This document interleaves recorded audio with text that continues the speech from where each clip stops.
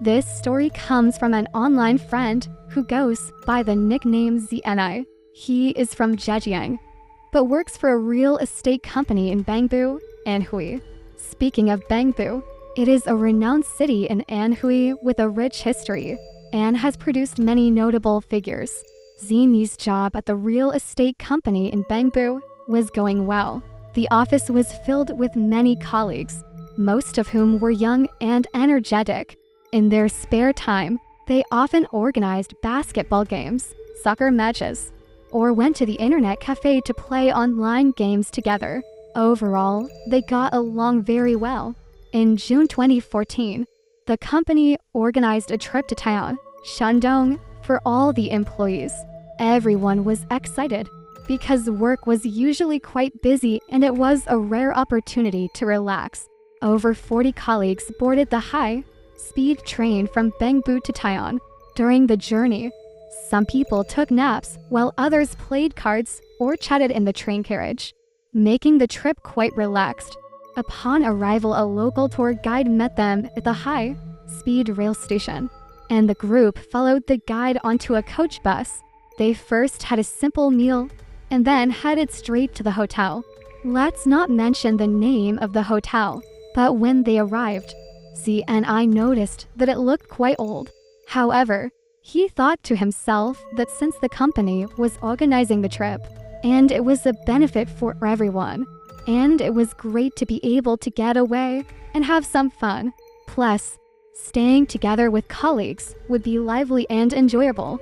At the hotel's front desk, the team leader began to assign rooms with 2 people to a room. Z and I was paired with another colleague named Zigao. The 2 of them usually lived in the company dormitory.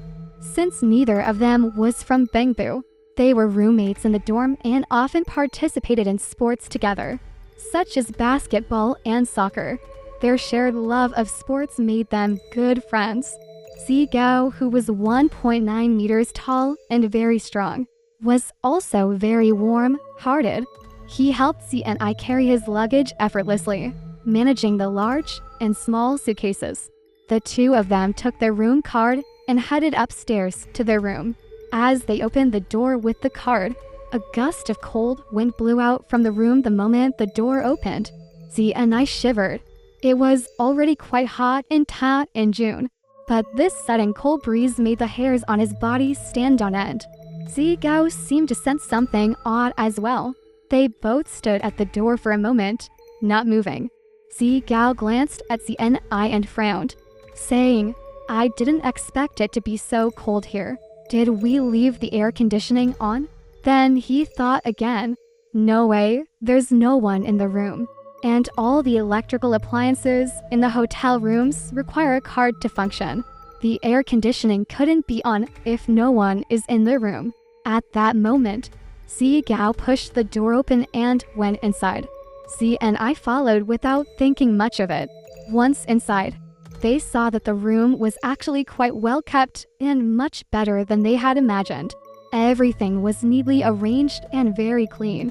There were 2 beds, a television, a floor-length mirror, and all the usual amenities like bedding, tea bags, and slippers.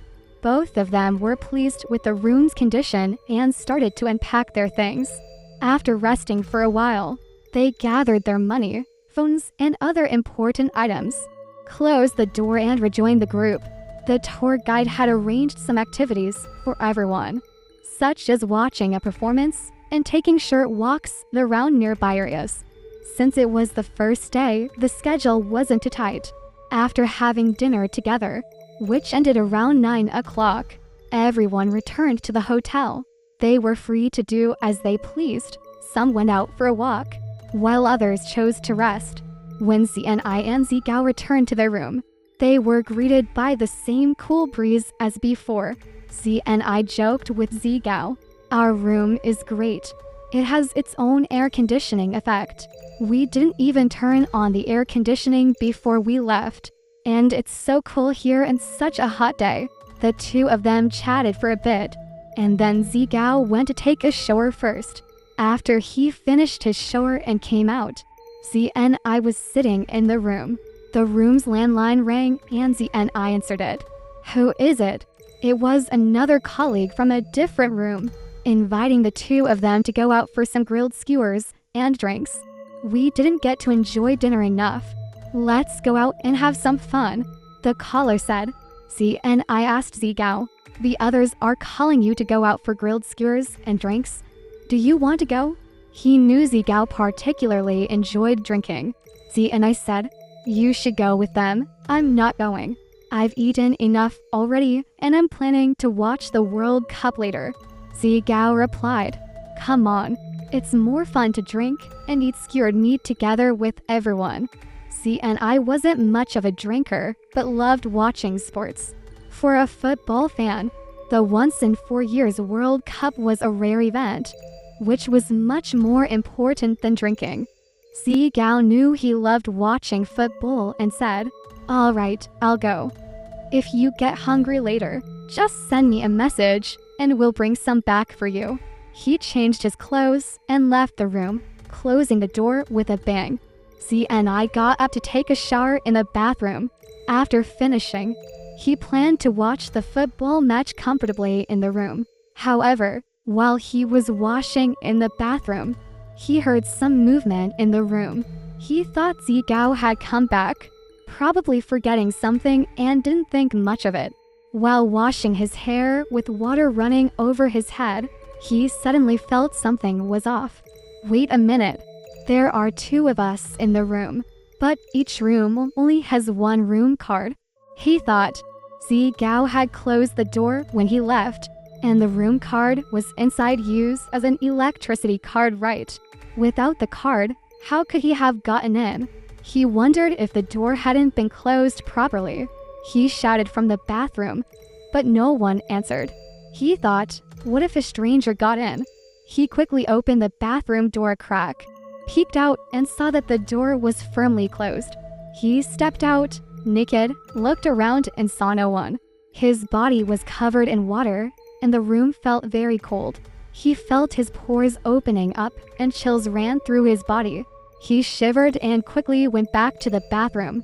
He probably heard wrong. Maybe someone just passed by outside. He needed to hurry up and finish his shower. After finishing his shower and wrapping himself in a bath towel, he came out of the bathroom and was taken aback. The lights in the room were off. He clearly remembered that the lights had been on. He turned the lights back on, dried his hair with a towel, while wondering if he had turned them off. After drying his hair and changing into clean clothes, he lay down on the bed, still pondering whether he had remembered wrong. He picked up the remote control and turned on the TV, planning to lie in bed and watch the match. Before he knew it, he had fallen asleep. He didn't know how long he had slept when he turned over and felt something was off. He was still half asleep, his eyes not yet open, when he heard the sound of the TV broadcasting the match. At the same time, there was another sound in the room, not very loud. It was a rhythmic, regular pop, pop, pop. It didn't seem to be coming from the TV. He felt his eyes flickering, rubbed them and opened them wide. Immediately, he realized something was wrong. The lights in the room were flickering on and off in sync with the pop, pop, pop sound. He suddenly became wide awake. What was going on? What was that sound? The pop, pop, pop sound was someone pressing the light switch just outside the bathroom door in the hallway, which caused the light to flicker on and off. Who's there? He called out. The switch was located right by the entrance in the hallway just outside the bathroom. Lying in bed, he couldn't see around the corner to know who was there. He shouted, "Who is it? Is that you, Gao? Have you come back?" At that moment, the light which had been on suddenly went off with a click. And then everything went quiet. The light remained off, and the sound of the switch being pressed disappeared. Apart from the commentary from the football match on TV, the room was deathly silent. The air seemed to have solidified with no other sounds at all. Z and I reached out to his sides, feeling for his phone. He found it, turned it on, and saw that it was around 11:30 p.m. The TV was still broadcasting the match. The only sound in the room was the commentary from the TV. He wondered, why hasn't Gao come back yet? He fumbled for the remote and turned up the volume on the TV. The room was dark, illuminated only by the light from the TV screen. Lying in bed, he was extremely tense, straining to hear any other sounds in the room. He tried to reassure himself that it might be a problem with the room's wiring, that the circuit had malfunctioned. Don't think too much, he told himself, but he didn't really believe it. He had clearly heard the sound of someone pressing the switch. He kept telling himself, I misheard. Don't think about it. The light is just broken. But he didn't dare get up and go to the hallway to see what was going on. At that moment, there was a sudden urgent knocking on the door. Xinyi's body jolted, as if he had been electrocuted. What's going on here? Came a voice from the other side of the door. Open the door, Xi Gao shouted loudly. Hearing this, Xi and I felt as if he had won the lottery.